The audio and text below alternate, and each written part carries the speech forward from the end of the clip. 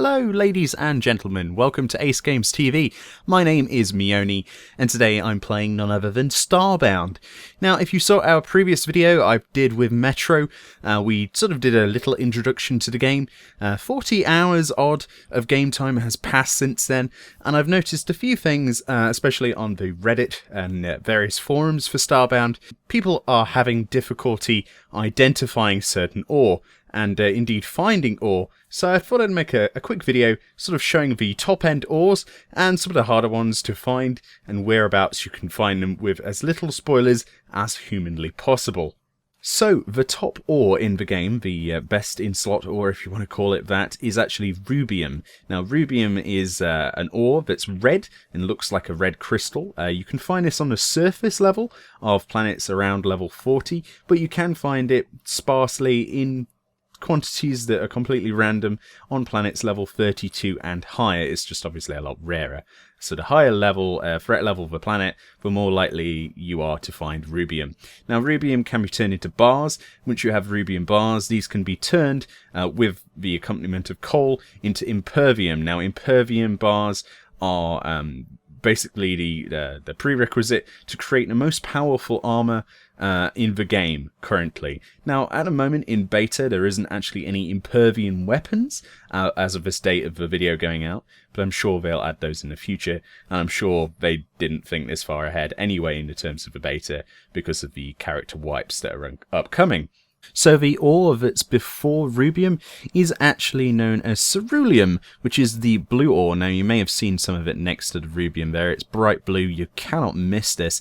It's probably one of the easiest to notice and identify in your surroundings. Again, it's more frequent in level 40-ish areas, but you can find this start spawning level 31 onwards, I believe, as well. Sort of like rubium and cerulean spawn roughly the same sort of level. In larger quantities, obviously the later level. Of course, you will actually find more of this as far as I have known so far in my own personal encounters. I feel like there's more of this on grassland planets and arid planets than there is in other planets. Of course, it's completely random generated, and I'm not sure if there is actually a ratio of a higher amount of ores of cerulean and rubium in arid and grassland planets, but from my personal experience I found it easier to acquire them there, so hopefully that helps as well. Threat level 32 or higher, as close to level 40 as possible, and you will find tons of this on the surface. A little bit lower than this, in the lower sort of brackets of threat level, you're going to have to dig a lot, probably even down to lava level before you will find some. So this is cerulean, and of course this can be turned into cerulean bars, which then can be used with coal to create volium, or violium, or however you want to pronounce that. So let's go to the next ore.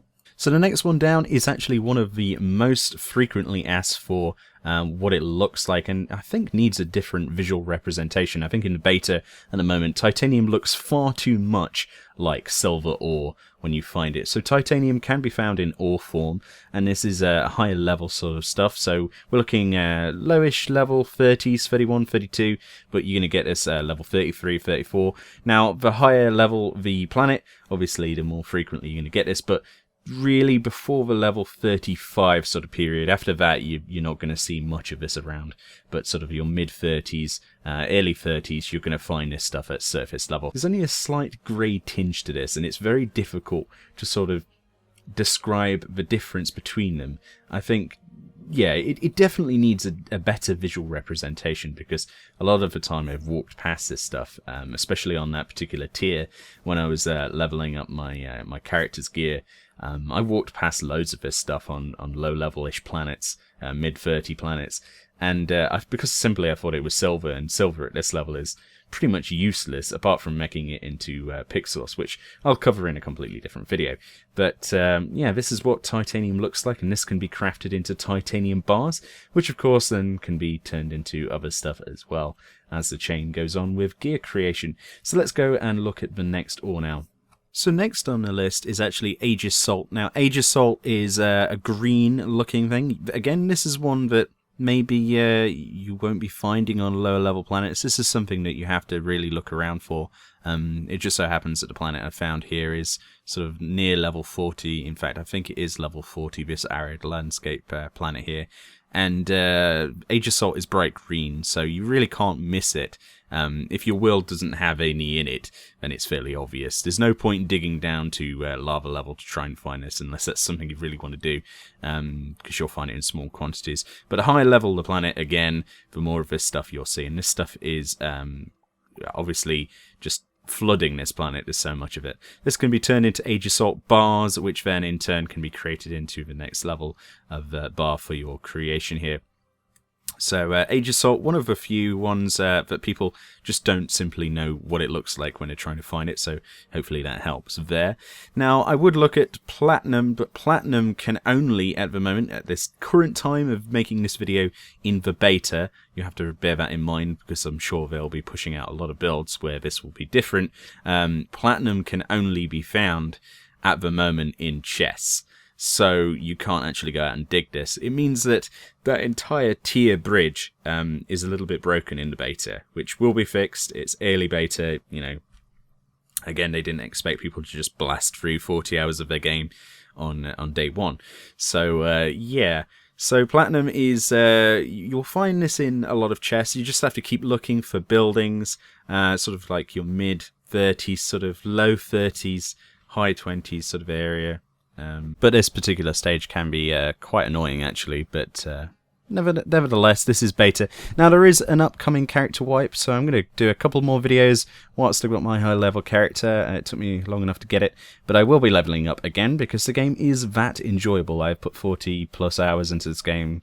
I'm losing track. Steam is like scary, the numbers on it. But I will be putting out more videos once I've got access to this and many more. We're hoping to do a playthrough, me and Metro, in the future of this game when we get a little bit further down the patch line, so we know there's a bit of stability and we're not going to lose the characters halfway through the show, which would be disastrous. So look forward to that in the future and many more videos to come. Now I've got a little clip here of something I found. Whilst I was recording, I found this in a chest. There was some bandits next to it. This is just an idea of how epic the random encounters can be, but I found bandits around a camp, and in a chest I found a rocket launcher. How fantastic is that? Now, up until this point, I'd only seen like shotguns and handguns and machine guns from the vendors that you can get on the merchant airships that land. If you see an anchor in the future, by the way, I'll probably do a video on that. If you climb all of the way up, you will see a ship where you can actually buy guns, but I'd never seen a rocket launcher until now. And this thing is just destruction on wheels. So look forward to seeing more of this in the future as well, as I go around massacring various planets. Very Captain Picard-like, just destroy everything, screw the Prime Directive. And on that note, thank you very much for watching my video. Hopefully this has been of some use and some entertainment. If you have liked it, hit that like button. It does mean a lot to me. So I know what you guys like and what you don't like, and it changes what content we create in the future. Thanks for watching, and I'll see you next time.